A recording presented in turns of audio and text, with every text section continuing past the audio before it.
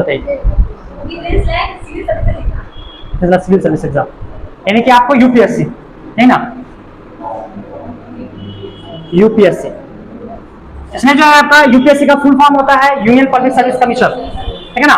इसमें जो है कई तरह के जॉब के मिलते हैं, जैसे कि IAS, IPS, IRS, IFS, इस तरीके के जॉब आपको मिलते हैं, ठीक है ना।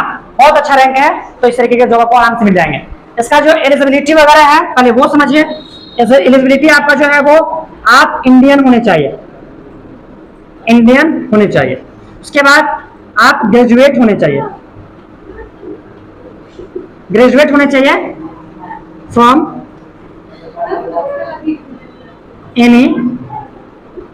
एनी स्ट्रीम, यानी कि किसी भी सब्जेक्ट से आप ग्रेजुएट होना जरूरी है। इसमें ग्रेजुएट अगर हैं आप, बिहार का नहीं पूरे भारत का है ये, ठीक है ना। यूपीएससी जो है पूरे भारत का सबसे प्रतिष्ठित और सबसे उच्च कोटि का जो है वो एग्जाम कह सकते हैं। और एग्जाम पास करने के बाद आपको इस तरीके के जो है जॉब, आपको प्रतिष्ठित जॉब मिलेंगे। IAS, IPS, IRS और IFS ये जॉब आपको मिलेंगे। तो पूछना चाहिए था ना, अभी टेस्ट पे आ गए, वो भी बताएंगे, वो उस पर भी आते हैं, ठीक है ना। तो ये हो गया आपका इंडियन होना चाहिए आप। उसके बाद आप ग्रेजुएट होना चाहिए फ्रॉम एनी स्ट्रीम, और आपका एज जो है वो कम से कम 21 वर्ष होना चाहिए, 21 वर्ष होना चाहिए, तब आप इस फॉर्म को भर सकते हैं। क्या हुआ? मैक्सिमम एज ये कैटेगरी वाइज है, कैटेगरी वाइज बांटा गया है इसमें। 37 तक भी है, ठीक है ना, 37 तक भी है, 35 तक भी है। अटेम्प्ट भी दिए गए हैं इसमें। जनरल वाले के लिए 6 अटेम्प्ट भी है, SC/ST वाले के लिए 9 अटेम्प्ट है, और फिजिकल वाले फिजिकल हैंडीकैप जो अनलिमिटेड है, तो वो अनलिमिटेड बार फॉर्म भर सकते हैं। तो ये हो गया यूपीएससी के लिए आपका, और कि इस तरीके से आप जो है वो इंडियन होने चाहिए, ग्रेजुएट होने चाहिए और 21 वर्ष होना चाहिए। अब थोड़ा सा इसके सिलेबस के ऊपर बात कर ले, ठीक है ना। थोड़ा सा सिलेबस हम डिफाइन करें इसलिए क्योंकि बहुत सारे लोगों का सपना होगा यूपीएससी करने का, और यूपीएससी करने में जो है सही दिशा का अगर ज्ञान है आपको कि कहां पे हमें मेहनत करना चाहिए, कहां पे ज्यादा मेहनत करना चाहिए, कहां पे कम मेहनत करना चाहिए, इसका अगर सही दिशा का ज्ञान है आपके अंदर, तो आप एग्जाम को बहुत अच्छे तरीके से क्रैक कर पाएंगे, बहुत अच्छे तरीके से, ठीक है ना। क्योंकि ये माइंड है, ये जो है ना माइंड गेम की तरह काम करता है। ये आप लिखित रूप से ज्यादा आपको मेंटली पास होना जरूरी है, ठीक है ना। मेंटली अगर आप पास हैं तभी आप इस एग्जाम को पास कर पाएंगे, नहीं तो आप भटकते रह जाएंगे। चलिए थोड़ा सा बात कर लेते हैं इसका जो यूपीएससी का एग्जाम होता है। इसमें जो है 3 स्टेज में आपका प्रोसेस होता है इसका। पहला होता है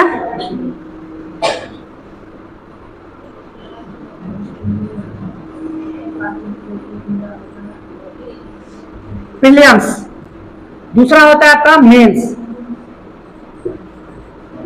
ठीक है ना। सबके बारे में अभी बात करेंगे कि करके थोड़ा सा, और इसके बाद होता है इंटरव्यू।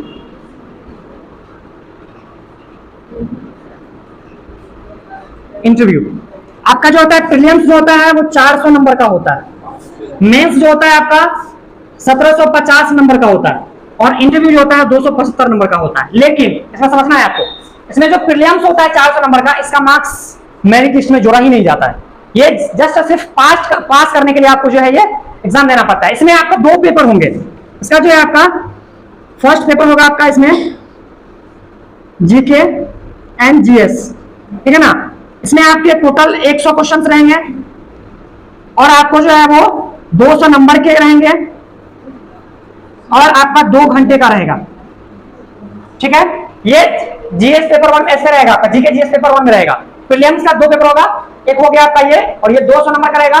उसके बाद आपका होगा सेकेंड होगा आपका सी सेट का होगा।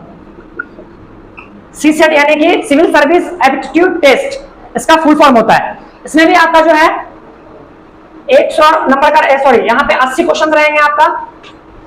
इसमें जो है आपका 200 नंबर का रहेगा, 200 मार्क्स का रहेगा, और इसमें भी आपको 2 घंटे दिए जाएंगे।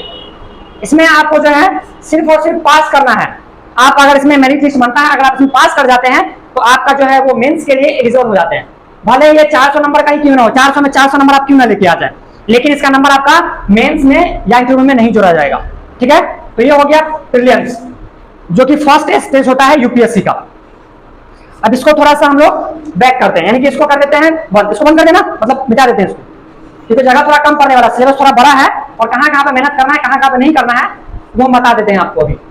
प्रीलिम्स में मेहनत जी जान लगा के मेहनत कीजिए, क्योंकि प्रीलिम्स जो है आपका आगे मेंस में बहुत काम आएगा।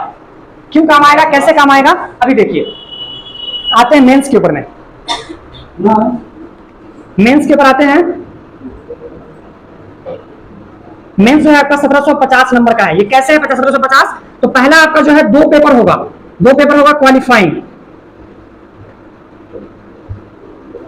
क्वालिफाइंग होगा, यानी कि 2 पेपर्स रहेंगे और ये 300 नंबर का रहेगा। 300 नंबर का रहेगा। पहला जो है आपका पेपर जो रहेगा पेपर 1 जो है आपका इंग्लिश या हिंदी रहेगा, या जैसे हम यहाँ पे कर लेते हैं, ये इंग्लिश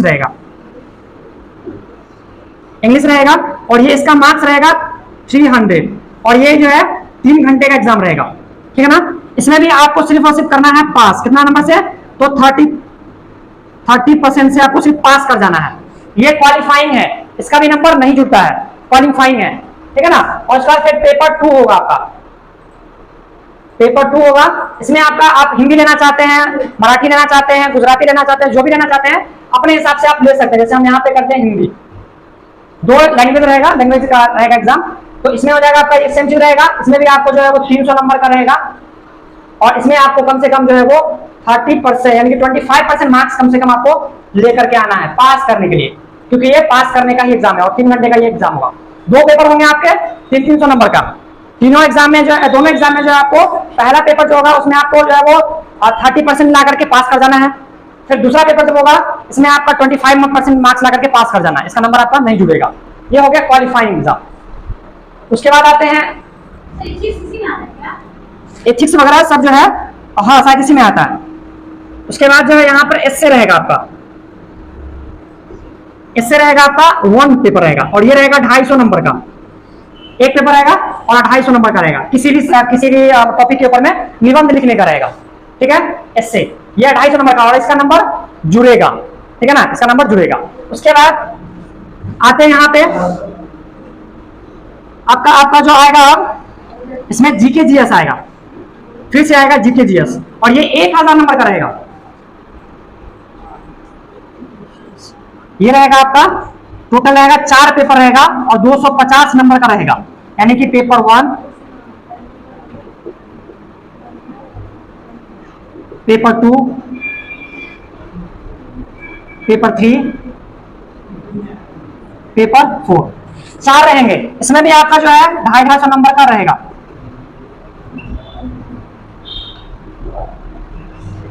और इसमें भी आपको 3 घंटे दिए जाएंगे। मतलब सबसे ज्यादा जो है आपका जीके जीएस, यानी कि आपका 1000 नंबर का रहेगा, ठीक है। यानी कि मेंस में जो है टोटल 9 पेपर होते हैं, जिसमें से ये 2 पेपर का नंबर आपका नहीं जुड़ता है, पास करना पड़ता है सिर्फ। उसके बाद एस्से जो होता है इसका नंबर जुड़ता है 250 नंबर वाला।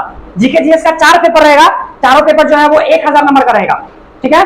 250 नंबर का रहेगा ये, तो 4 पेपर हो गया आपका, तो 1000 यहाँ पे रहेगा, 3 घंटे का दिया जाएगा। ये हो गया आपका इसमें जीके जीएस में। उसके बाद एक रहेगा आपका अगला, क्या नहीं 250 का होता है, हाँ आप चेक कर लीजिएगा।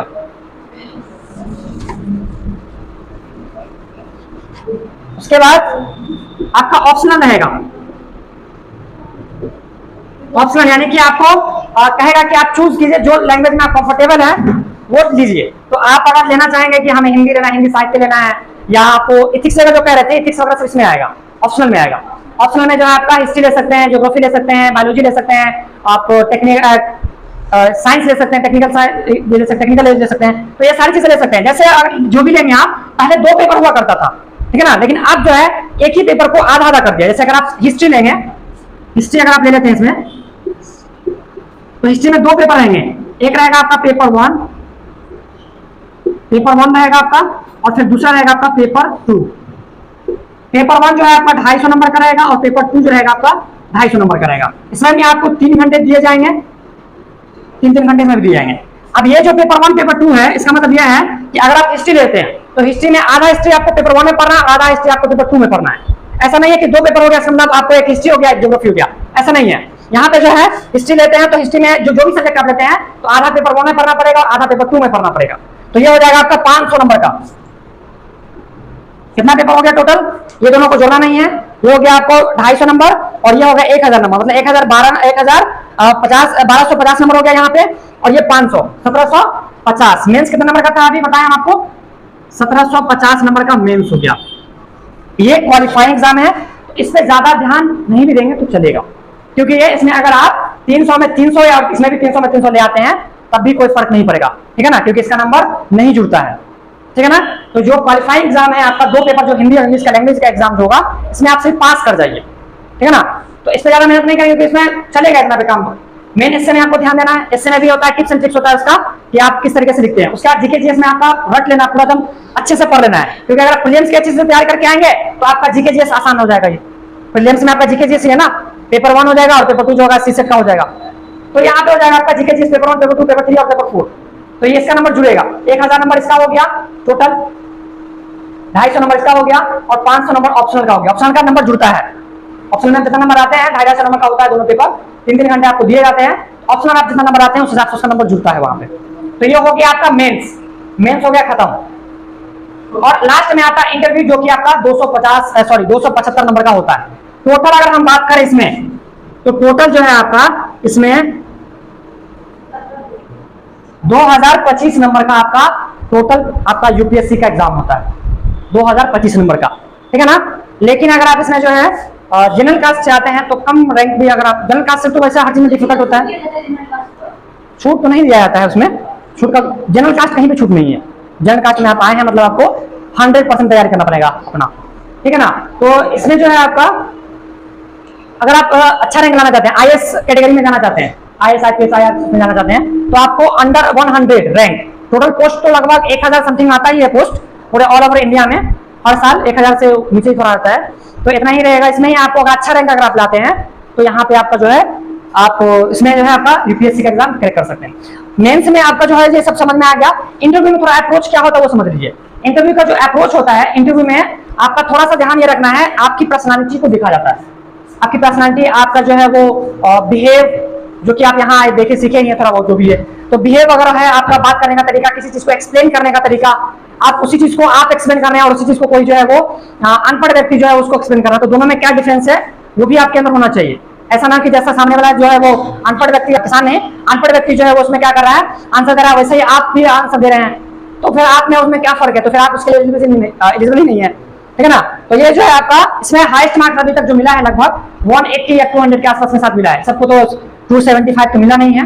इंग्लिश वाले का अच्छा रैंक जाता है इसमें इंटरव्यू में। तो ये था पूरा आपका जो है यूपीएससी का सिलेबस। अगर आपको अच्छा है ना तो आप 10 रैंक आ जाएगा, नहीं यहाँ पे नहीं होगा, 10 रैंक आ सकता है। ऑल इंडिया रैंक अगर आपका जो है रैंक जो है आपका 10 है तो अच्छे से मिल जाएगा। वैसे जो है ना 100 तक जो है वो आईएएस मिल जाता है, ठीक है ना। लेकिन अगर आप जो है वो 10 तक आते हैं तो ये जो है आपको सेंट्रल अपने अंदर रख लेता है, मतलब प्रधानमंत्री और राष्ट्रपति जो होते हैं वो अपने अंदर रख लेते हैं। यही आईएएस ऑफिसर धीरे धीरे क्या होता है कि बढ़ते जाते हैं, सेक्रेटरी बनते हैं, चीफ सेक्रेटरी बनते हैं, फिर हाई सेक्रेटरी बनते हैं, धीरे धीरे तरीके से प्रमोशन होता है, ठीक है ना। आईएएस ऑफिसर एक तो पहला पैदान होता है, उसके बाद फिर सेक्रेटरी वगैरह धीरे धीरे बनते हैं, जो कि डायरेक्ट रूप से जो भाषण वगैरह सुनते हैं हम, प्रधानमंत्री से का हो या फिर राष्ट्रपति वगैरह का जो हो, डायरेक्ट जो भाषण सुनते हैं वो क्या लगता है कि प्रधानमंत्री लिखते हैं या राष्ट्रपति लिखते हैं, वो आईएएस ऑफिसर लिखते हैं, ठीक है ना। और उसी को देख करके बोलना होता है। जो भी योजना वगैरह बनता है वो आईएएस ऑफिसर वगैरह ही बनाते हैं, ठीक है। आईएएस आईपीएस वगैरह जो है वो, आईपीएस तो हो गया पुलिस डिपार्टमेंट में हो जाता है, ये इनको जो है पुलिस डिपार्टमेंट, ये सिविल होता है, ठीक है ना। इंडियन एडमिनिस्ट्रेटिव सर्विसेज इसका फुल फॉर्म हो गया, इसका फुल फॉर्म होता है इंडियन पुलिस सर्विस और इंडियन रेवेन्यू सर्विस, आईआरएस और आईएफएस, इंडियन फॉरेन सर्विस, ये हो जाता है सब डिपार्टमेंट। तो समझ में आया ये चीज।